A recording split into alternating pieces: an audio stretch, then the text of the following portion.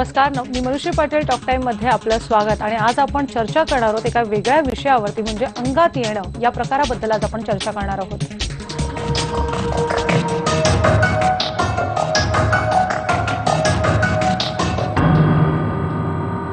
अंगात येणं हा प्रकार काही भारतीय समाजाला नवीन नाहीये। त्याचं एक वेगळं प्रमाण असं भारतीय समाजात आहे। पण मुळात अंगात येणं म्हणजे काय, यामागे नेमकी काय मानसिकता असते आणि त्यावर नेमके उपाय काय, या सगळ्याबद्दल आज आपण चर्चा करणार आहोत। आणि आपल्याबरोबर अनिसचे संस्थापक डॉक्टर नरेंद्र दाभोळकर आहेत। तुमचं स्वागत आहे बीर लोकमत मध्ये। आणि तुम्हाला जर त्यांना काही प्रश्न विचारायचे असतील तर तुम्ही आम्हाला कॉल करू शकता, आणि त्यासाठी आमचा नंबर आहे 02266899263 या नंबरवर तुम्ही आम्हाला कॉल करू शकता।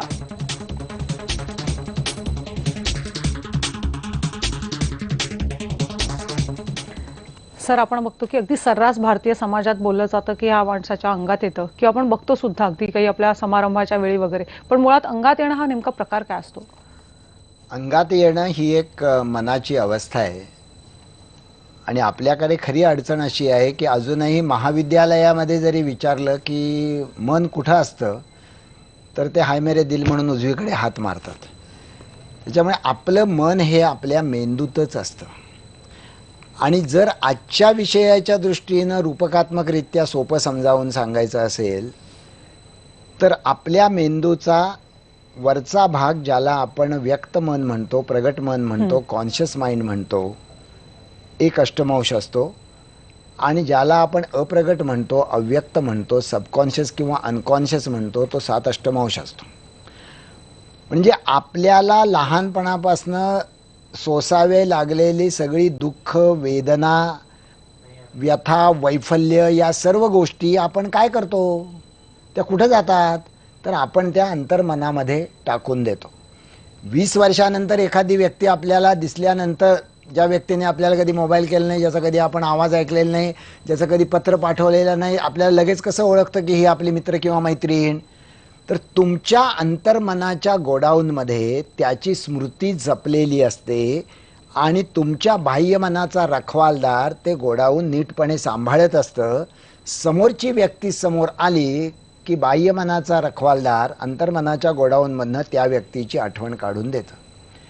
आता अंगात येतं म्हणजे काय होतं, तर हे जे अंतर्मनाचं गोडाऊन आहे हे अस्ताव्यस्त होतं, आणि त्याच्यामुळे त्याची सगळी रचनाच बदलून जाते।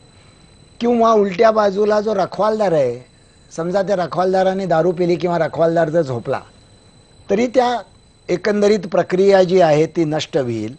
त्यामुळे अंगात येतं त्यावेळी माणसाचं अंतर्मन आणि माणसाचं बाह्यमन याची जी सुसंगती असते, ती सुसंगती नष्ट होते, आणि त्याला आपण म्हणतो की त्या व्यक्तीच्या अंगात आलेलं आहे। पण मग मुळात हे अंगात काय येतं, काय नेमकं यामागची कारणं असू शकतात? अंगात काय येतं याची जी कारणं आहेत ती साधारणपणे आम्ही चळवळीमध्ये सांगतो, ती 4 आहेत। पहिली गोष्ट म्हणजे चळवळीत हे नेहमी लक्षात ठेवायला लागतं की त्यातलं एक जे कारण आहे ते ढोंग आहे। ते असतंच। हल्ली ते कमी व्हायला लागलं चळवळीच्या प्रभावामुळे, पण असू शकतं। दुसरं जे कारण आहे ते संमोहन, ज्याला आपण हिप्नॉसिस म्हणतो, आणि विशेषतः स्वसंमोहन, की जे कुणालाही स्वतःच्या अंगात देवीचा संचार झाला आहे हे त्यांनी संमोहनाच्या 10 मिनिटाच्या माझ्या सूचना घेतल्या तर त्याला आम्ही जाणवून देऊ शकतो तुमच्या सकट। तिसरं जे असतं, ज्याला आपण कल्चरली सँक्शन बिहेवियर किंवा परंपरागत मान्यताप्राप्त वर्तन म्हणतो, ज्याच्यामध्ये जत्रेमध्ये, यात्रेमध्ये, अमावास्येला, पौर्णिमेला अंगात येणं ही मान्यताप्राप्त घटना असते। आणि चौथी, ज्याचा संबंध आमच्या चळवळीशी सगळ्यात जास्त आहे, ते म्हणजे बाईचं मन सौम्य मानसिक आजारी पडतं, ज्याला म्हणतात टेम्पररी डिसोसिएशन ऑफ माइंड किंवा न्यूरोसिस किंवा हिस्टेरिया। आणि स्वतःच्या मनाच्या ताणातला निचरा हा करण्याचा मार्ग म्हणून अंगात येण्याचा काहीसा चुकीचा प्रकार ती बाई या परंपरेतनं आलेली असल्यामुळे निवडते। हे अंगात येणं या प्रकाराचं मनोविज्ञानाच्या दृष्टीनं आणि चळवळीच्या दृष्टीनं रूप आहे। अच्छा, म्हणजे एखाद्या स्त्रीला साधारणतः आपण म्हणतो अंगात येण्यामागचं खरं कारण आहे कुठेतरी मानसिक आजार, असं म्हणायला हरकत नाही मग? बरोबर आहे। पण मग यामागचं कारण काय नेमकं मुळात? नाही, बाईच्या अंगात येण्याचं काय कारण आहे हे तर आपल्या देशामध्ये सांगण्याची पण गरज नाही. आज 21व्या शतकामध्ये जर मुलगी जन्माला येऊ नये म्हणून इतका आटापिटा चालू असेल आणि जर सर्व पातळीवरचं बाईचं जीवन असुरक्षित असेल, तिला एक जीवनव्यापी गौणत्व आलेलं असेल, तिला आधी जन्माला येऊ देत नाहीत, मुलगा किंवा मुलगी यांच्यापैकी कुणाला शिकवायचं एकाला असा प्रश्न आला तर मुलाला शिकवतात, तिच्या लग्नाच्या वेळेचा हुंडा, तिच्या लग्नाच्या वेळेचा खर्च, ती रात्री अपरात्री कामाला बाहेर जाणार असेल तर तिच्या सुरक्षेची काळजी, तिच्या श्रमाला मिळणारी कमी किंमत, या सगळ्यामुळे आपल्या देशामध्ये बाईला एक जीवनव्यापी गौणत्व आलेलं आहे. मग हे जीवनव्यापी गौणत्व आल्यानंतर बाई स्वतःच्या प्रश्नाची उत्तरं ज्यावेळी स्वतःच्या बुद्धीनं शोधू शकत नाही, त्यावेळेला बाई हा चुकीचा मार्ग म्हणजे कुठेतरी अंगात येण्यामागे ही सामाजिक दृष्टिकोन स्त्रियांकडे बघण्याचा हा सुद्धा एक कारणीभूत आहे असं हो, म्हणायला हरकत हो, नाही. एक हो. बुलढाण्यावरनं फोन आलाय. अभिजित इंगळे आपल्या बरोबर आहेत. बोला अभिजित. नमस्कार सर. हा. बोला अभिजित, तुमचा प्रश्न विचारा. सर, माझा प्रश्न अशा पद्धतीचा आहे की आपण म्हटल्याप्रमाणे जे अंगात येण्याला मानसिक कारण आहेत किंवा स्त्रियांकडे पाहण्याचा दृष्टिकोन आहे, पण समाजामधल्या उच्चभ्रू वर्गातल्या किंवा सदन कुटुंबातल्या स्त्रियांमध्ये सुद्धा धार्मिक आधारांवरती हे सगळे प्रकार चालतात, तर त्याला नेमकं कारण काय असावं? नाही, म्हणून मी आपल्याला सांगितलं, आपण आत्ताच ऐकलं असेल की मी अंगात येण्याचा तिसरा प्रकार सांगितला, तो कल्चरली सँक्शन बिहेवियर किंवा परंपरागत मान्यता प्राप्त वर्तन. म्हणजे गावच्या जत्रेमध्ये किंवा गावच्या यात्रेमध्ये किंवा कुलदेवताच्या उत्सवामध्ये या बाईच्या अंगात देवीचा संचार होतो, ही त्या बाईच्या दृष्टीनं तिला काहीतरी देवीची वेगळा अनुग्रह किंवा अनुकृपा मिळालेली आहे असं त्या परिसरात मानलं जात असतं.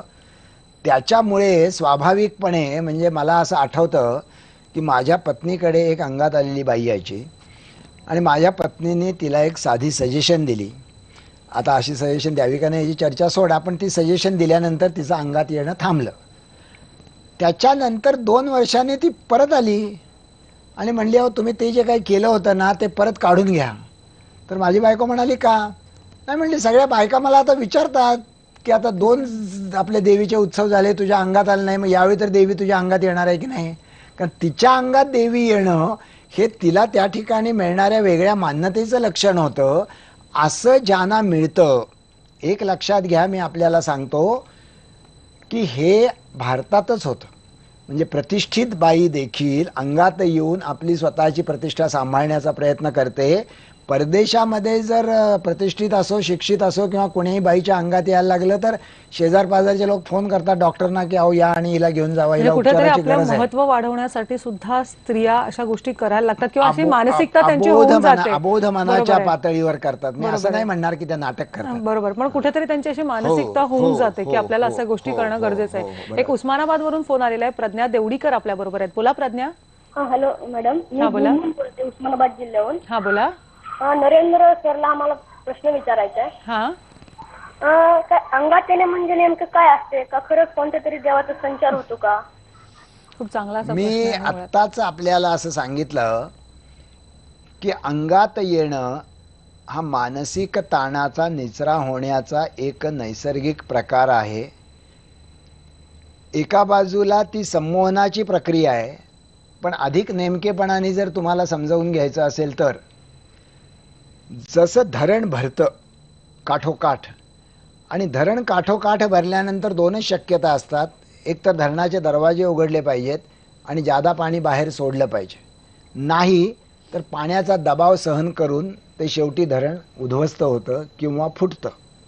म्हणून या देशामध्ये बाईच्या अंगात येतं याचं कारण देखील असंच आहे की या देशामध्ये बाईच्या मनातलं दुःखाचं धरण लवकर भरतं किंवा ते भरावं अशीच या देशाची अवस्था आहे.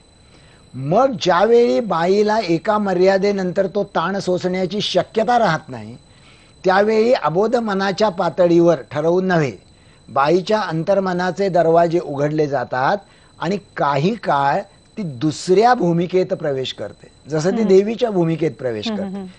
म्हणजे आपण त्याला म्हणतात की कॅथार्सिस होतं किंवा विरेचन होतं. स्वतःच्या भावनांच्या ताणाचं ते विरेचन करतं. लक्षात घ्या, प्रासंगिक प्रकार आहे.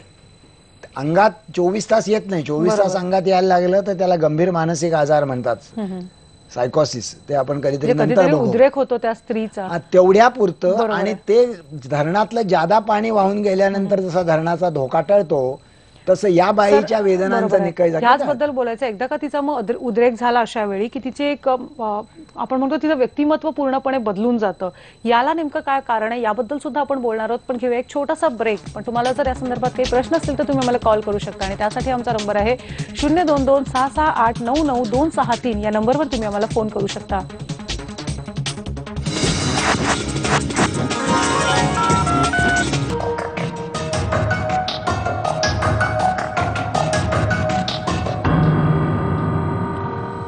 आज टॉक टाइम मध्ये आपण अंगात येणं म्हणजे काय याबद्दल आपण चर्चा करतोय. सर, अनेकदा बघतो की आपण अंगात येणं हे तुम्ही म्हणताय कुठेतरी मानसिक आजार असतो किंवा मानसिक विकृती अशी असते. पण अनेकदा असं होतं की एखाद्या स्त्रीच्या किंवा व्यक्तीच्या अंगात आल्यानंतर तिची पूर्णपणे तिचं व्यक्तिमत्व बदलून जातं. काय नेमकं मागचं कारण आहे? म्हणजे एखादी व्यक्ती अचानक दुसरी भाषा सुद्धा बोलायला लागते असं सुद्धा समोर येतं. काय नेमकं मागचं कारण आहे? मग नाही, एक तुम्ही लक्षात घ्या की अंगात येणं याचाच अर्थ व्यक्तिमत्व बदलून जाणं. म्हणजे काही काळापुरती ती व्यक्ती दुसऱ्या व्यक्तीच्या रूपात प्रवेश करते. त्याचं कारण मात्र असतं की ती स्वतःचं तुटू पाहणारं व्यक्तिमत्व वाचवत असते. याच्यासाठी ती दुसऱ्या व्यक्तिमत्वात जाते. म्हणजे समजा लग्न होऊन 6 वर्ष झाली आणि मूल नाहीये आणि जर सासरी छळ चालू आहे तर सून बिचारी काही करू शकत नाही. ती नवऱ्याला तपासून घे सांगू शकत नाही, ती सासूचा छळ थांबवू शकत नाही, शेजाऱ्या पाजाऱ्यांचे टोमणे टाळू शकत नाही, नवरा दारू पिऊन मारतो ते थांबवू शकत नाही. मग एखाद्या शुक्रवारी कधीतरी दाटून आलेल्या संध्याकाळी देवीची चाललेली आरती ती ऐकते आणि अचानकपणे तिचा चेहरा बदलतो, हावभाव बदलतो. ती स्वतःच्या पदराचं भान विसरते, केस मोकळे सोडते, तिचे हात असे वर जातात आणि ती घुमायला लागते. हे सगळं ती काय करते? तर या सगळ्यामध्ये तुम्ही म्हणला तसं काही काळापुरती ती देवी बनते. म्हणजे तिच्या अबोध मनाच्या पातळीवर ती देवीच्या भूमिकेत जाते. याचा काय फायदा आहे? नंबर 1, त्या दिवशी शेजारी पाजारी येऊन तिला कौतुकाने प्रश्न विचारतात कारण तिच्या अंगात देवी आलेली असते. नंबर 2, सासू काय हवं नको त्याची चौकशी करते कारण तिच्या अंगात देवी आलेली असते. त्याहीपेक्षा महत्त्वाचं म्हणजे नवरा दारू पिऊन आला तरी रोजच्यासारखी तिला मारहाण करत नाही कारण डायरेक्ट देवीला मार लागायचा धोका असतो. म्हणजे ती स्वतःचं तुटू पाहणारं व्यक्तिमत्व एका अन्य भूमिकेत जाऊन काही काळ वाचवण्याचा प्रयत्न करतं. आपलं मन हे अशा वेगवेगळ्या पातळीवर जे वावरतं त्याच्यामधनं तुम्ही जो दुसरा प्रश्न विचारला की कशी भाषा बोलतात हे लोक, लक्षात घ्या कुठलीही भाषा कधीही ऐकल्याशिवाय बोलता येत नाही. जगात भाषा ऐकल्याशिवाय बोलता येण्याची सिस्टीमच नाही. याच्यामुळे या देशामध्ये कितीही पॉवरफुल देवी अंगात आलेली बाई चिनी बोलत नाही, जपानी बोलत नाही, फ्रेंच बोलत नाही, जर्मन बोलत नाही. ती जास्तीत जास्त बंगाली बोलते, हिंदी बोलते, उर्दू बोलते, कन्नड बोलते आणि क्वचित इंग्लिश बोलते. ही तरी भाषा त्यांना कुठनं येते? तर ज्या कुणा बाईंका अंगात येत असेल तुम्ही जर ती भाषा टेप केली आणि तुम्ही जर बघितलं तर तुमच्या असं लक्षात येईल की त्याच्यामध्ये फक्त काही शब्द जे आहेत ते शब्द कॉमन आहेत, एखाद दुसरं वाक्य सुसंगत आहे आणि बाकीचं जे सगळं आहे ते अर्थहीन आहे. पण अगदी अशिक्षित बाई देखील जर फाड फाड फाड काहीतरी इंग्लिश बोलती असं म्हटल्यानंतर क्षणभर आपल्याला असं वाटतं की या बाईमध्ये कुठल्या तरी अशा शक्तींनी संचार केलेला आहे ज्याला आपण देवी म्हणतो वा दैवी म्हणतो की ज्याच्यामुळे ते. पण आता आपण हा जो मुळात विषयाकडे बघितलं की अंगात येणं एखाद्या स्त्रीच्या अंगात येतं किंवा एखाद्या पुरुषाच्या अंगात येतं, त्याला त्याचे फॅमिली, त्याचं कुटुंब आणि समाज सुद्धा तेवढा जबाबदार असं म्हणायला हरकत नाही. मग नाही, अगदी बरोबर आहे. पण हे कसं आहे की दोन्ही बाजूनं विचारात घेण्याची गोष्ट आहे की बाईच्या अंगात येणं याच्यापैकी अर्थातच परंपरागत मान्यताप्राप्त वर्तन किंवा संमोहन या दोन्ही अंगात येण्याबद्दल मी बोललो नाही. आपल्याला वेळ मिळाला तर तिसऱ्या सेगमेंटमध्ये आपण बोलू. परंतु तुम्ही जो विचारला तो प्रश्न अधिक महत्त्वाचा आहे की बाईच्या अंगात येणं याला निश्चितपणे सामाजिक किंवा कौटुंबिक परिस्थिती जबाबदार आहे. आणि ही सामाजिक किंवा कौटुंबिक परिस्थिती त्या बाईच्या शिक्षणाने किंवा समाजामध्ये बाईला आत्मप्रतिष्ठा मिळवून दिल्याने जर बदलली तर बाईच्या अंगामध्ये येत नाही. त्यामुळे आपल्याकडे सुशिक्षित स्त्रियांच्या अंगात येत नाही.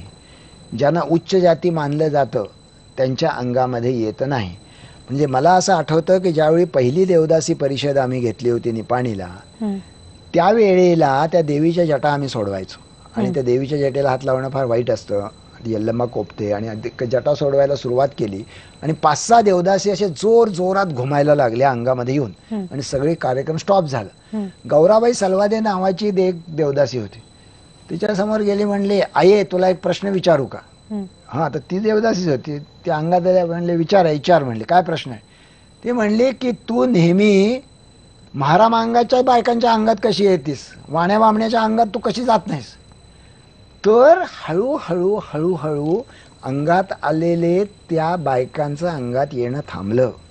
म्हणजे त्या अवस्थेत देखील त्यांना कौटुंबिक आणि पार्श्वभूमी सुद्धा याला खूप जबाबदार पार्श्वभूमी त्यांना समजू शकले. एक फोन घ्या पुढचा नागपूरवरना. संजीवनी पाटील आपल्या बरोबर आहेत. बोला संजीवनी. Hello madam. हा बोला. मला नरेंद्र सरांना एक प्रश्न विचारायचा आहे की आता सध्या फिअर फाईल ही मालिका चालू आहे झी टीव्हीवर, शनिवारी आणि रात्री दाखवतात. तर त्यामध्ये त्या व्यक्तींबाबत हे अनुभव घडतात, म्हणजे भूत लागणं, आत्मे लागणं, ते दाखवतात टीव्हीवर. तर त्या जे साक्षीदार व्यक्ती दाखवतात टीव्हीवर, तर त्या बाबतीत आपण काय म्हणाल सर? ज्यांच्या बाबतीत त्या घटना घडतात की त्यांच्या भावाला आत्मा लागला किंवा बरोबर आहे. आपण बघतो की ह्याच्यात अगदी सोशल दृष्टिकोन सुद्धा खूप महत्वाचा आहे. टीव्हीच्या माध्यमातून सुद्धा लोकांवर खूप प्रभाव पडतो. अशा बाबतीत मी काय म्हणायचो, तर एकदा मला दिल्लीवरनं असा फोन आला की आम्ही अमेरिकेतले भूताचे फोटो दाखवतोय आणि मग तुमचे आम्हाला घ्यायचा आहे फोनो. आणि त्याने मला दिल्लीला कनेक्ट केलं आणि त्यांनी मला विचारलं की आता डॉक्टर दाभोळकर आपल्या बरोबर आहेत आणि डॉक्टर दाभोळकर सांगा की तुम्हाला याच्याबद्दल काय म्हणायचंय. तर मी जोरात असं म्हटलं, इट इज फ्रॉड. तर त्यांना ते अजिबात अपेक्षित नव्हतं, कारण ते सगळ्यांना ऐकू गेलं असणार. ते म्हणले, नाही आम्ही फ्रॉड नाही करत. मी म्हटलं, हो तुम्ही फ्रॉड नाही, आम्ही खरे फोटो आहेत. मी म्हटलं, हो तुम्ही फ्रॉडच करताय, तुम्ही खरे फोटो आहेत की नाही दाखवायच्या आधी आमच्याकडनं लोकांनी सुद्धा शहानिशा केल्यानंतर त्याच्यावर विश्वास आमच्यासारख्यांच्याकडनं, त्यांनी नाही. बरोबर आहे. त्यामुळे असल्या ज्या गोष्टी आहेत ते दाखवणं हे मुळात चूक आहे आणि दाखवल्याच्या वेळेला निदान लोकांनी हातातला रिमोट वापरावा जास्त. बरोबर आहे. म्हणजे लोकांनीच कुठेतरी स्वतःहून त्याच्यावर विचार करणं खूप गरजेचं आहे. पण याबद्दल आपण बोलणार आहोत. पण मुळात अंगात आल्यानंतर तुम्ही जे म्हणता एक मानसिक विकृती आहे किंवा मानसिक आजार आहे, त्यावर नेमके उपाय काय आहेत याबद्दल सुद्धा आपण बोलणार आहोत. पण घेऊया एक छोटासा ब्रेक. पहा फक्त IBN लोकमत.